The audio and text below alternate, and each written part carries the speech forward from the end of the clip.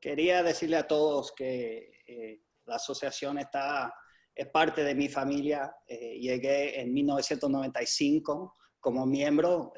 Yo y Ricardo Agudo nos reímos porque éramos los más jóvenes de la asociación y siempre nos pensamos que todavía seguimos así. But these have been really challenging times. As Ricardo mentioned, it's been about 4 years, and what 4 years this has been for Puerto Rico, from the bankruptcy, the bond crisis, the hurricanes, the government situation, the earthquakes, and now COVID. And through it all, the association, you guys have just held together and really have done an amazing job on adapting to the times. Ricardo, when I first came on, and idea was to see how the association could expand beyond just Puerto Rico and be able to integrate itself. And so this idea started with all of us to kind of create this Florida liaison. And then obviously Emilio taking the helm and kind of riding us through the challenging times of the hurricanes, and now Alfie. So I just wanted to share, I'm proud to be part of the Puerto Rico Builders Association and equally part of ULI. Our goal at ULI has been to try to help integrate the Puerto Rico Builders Association, and we've been really dedicated to this cause for the last couple of years. As you guys know, we look at the whole Caribbean region as a whole, and it's really interesting because once you start to do that, you really see how great Puerto Rico is in so many ways. I mean, just airlift alone is something that most of the other islands are incredibly envious about.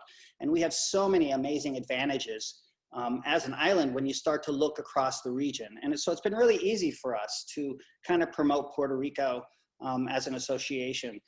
Basically, we have 4 goals. And we've been doing this for 4 years. And I guess the first one was kind of at 30,000 feet, which is to just create awareness about Puerto Rico. As most of you know, as an association, we've been doing this. But as an island, Puerto Rico has really not done a great job at promoting itself. It's actually done a really, really bad job. I always call this the West Side Story syndrome, where it seems like we just got caught in the 1950s mentality, and most people in America really didn't even know before the hurricane that Puerto Rico had anything to do with the United States. That number was less than 45% before the hurricane. So as an association and as a group, we've always tried to make people aware of Puerto Rico and some of the opportunities.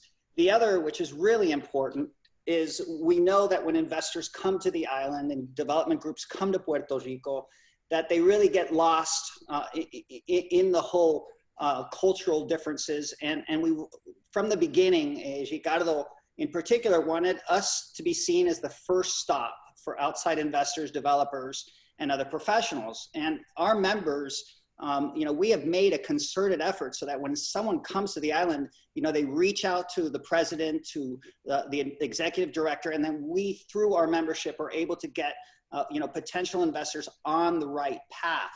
And that has been so critical. I mean, we have in the last 4 years brought hundreds of investors and probably over $100 million of actual money that has come in from these efforts.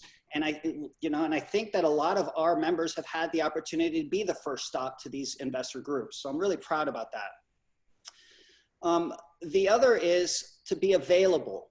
As an association, ULI has just this amazing reach, and you're going to hear from Scott and you're going to hear from Julie about how we're able to bring the world together and to be available in practices, planning, and resources.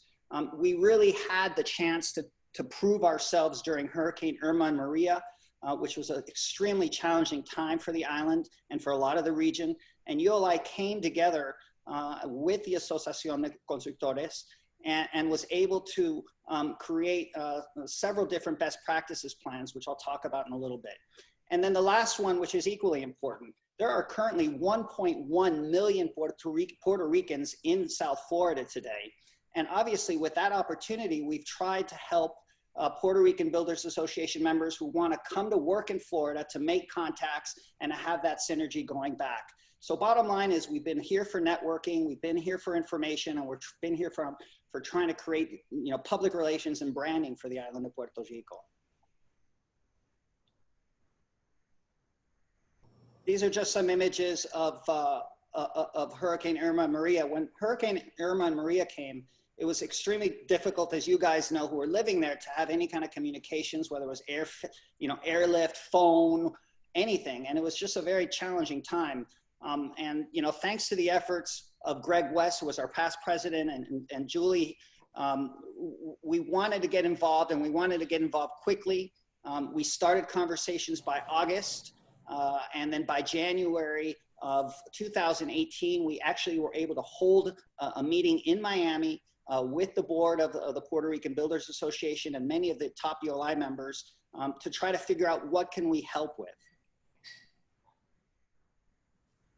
That meeting led to multiple roundtable conversations that we've been holding on a quarterly basis, whether it's resiliency, hospitality, financing, and then we've also ensured that every year we've had at least 1 or 2 live events.